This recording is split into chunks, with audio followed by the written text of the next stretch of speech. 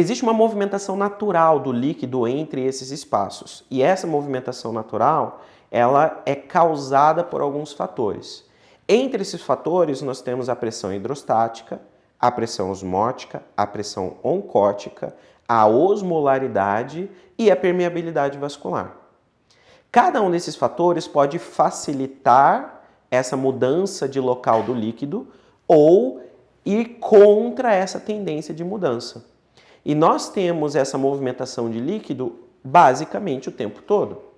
E cada vez que você tem mudança em um desses aspectos, seja pressão hidrostática, pressão osmótica, pressão oncótica, qualquer um desses aspectos, você vai acabar tendo mudança na movimentação do líquido no animal. E aí você pode ter uma quantidade maior de líquido saindo do meio intracelular para o meio extracelular, ou você pode ter uma maior quantidade de líquido do meio intravascular indo para o meio extravascular.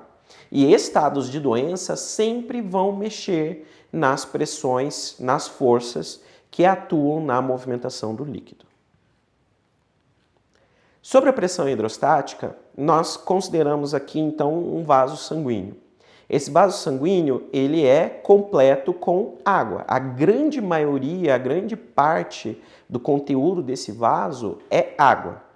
E essa água, ela exerce força contra as paredes do próprio vaso, tendo uma tendência de sair desse vaso sanguíneo.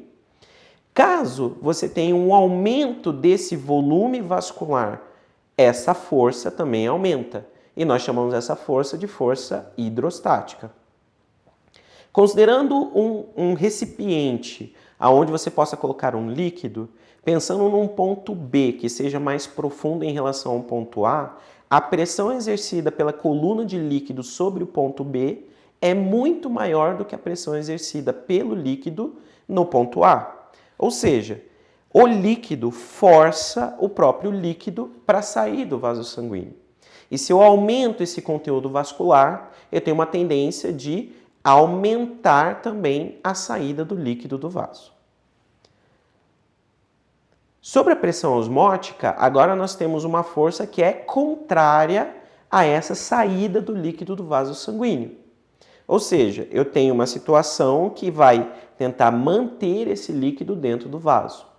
Considere então um sólido que existe dentro do sangue, e esse sólido aqui ele é muito correlacionável à proteína plasmática e mais especificamente ainda à albumina.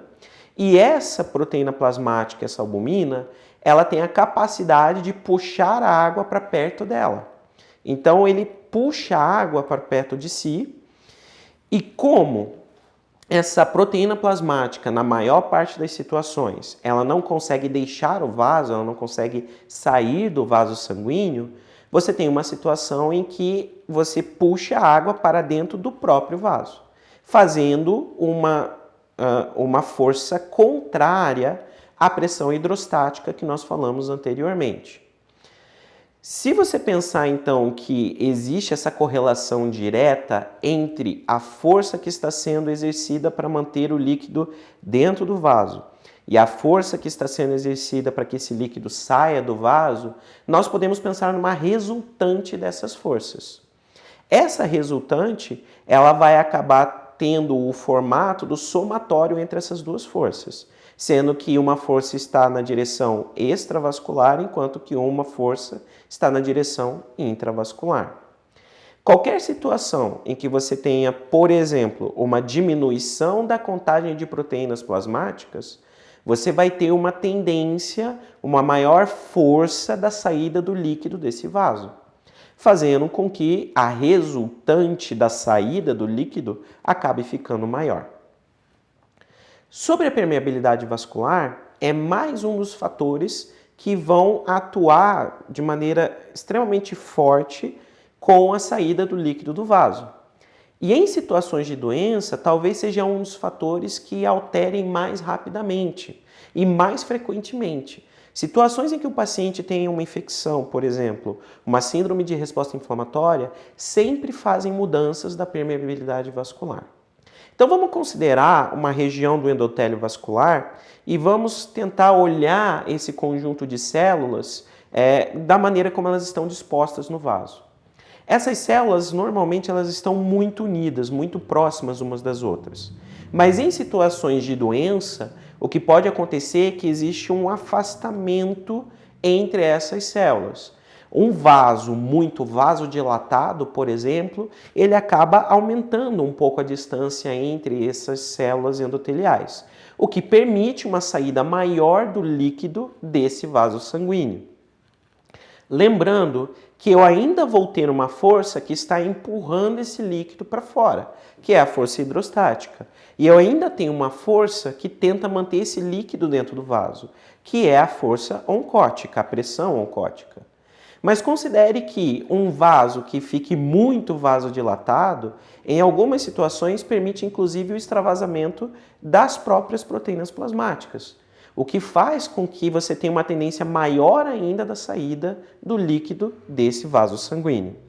Nesses pacientes, quando nós fazemos qualquer tipo de reposição volêmica, nós temos que ficar muito mais atentos para que nessa situação o extravasamento do líquido para o meio extravascular não cause um edema muito importante nos nossos pacientes.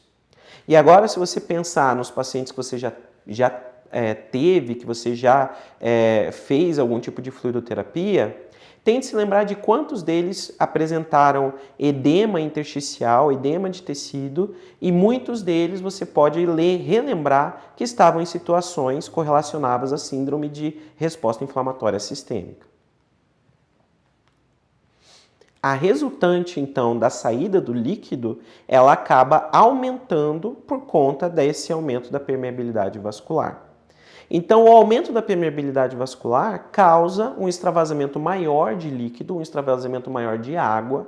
Eu posso ter também a saída de substâncias que são chamadas coloidosmóticas, ou seja, substâncias de alto peso molecular e que normalmente têm a capacidade de puxar a água para perto de si, levando a um estado de edema intersticial, de um aumento de líquido na região extravascular. Não necessariamente nessa situação ocorra um deslocamento do líquido do meio intracelular para o meio extracelular ou vice-versa. Mas principalmente você tem trocas dentro do meio extracelular, ou seja, de dentro do vaso para fora do vaso sanguíneo. E aí, gostou desse vídeo? Ele faz parte do nosso curso online. Clica no link e venha conferir com a gente.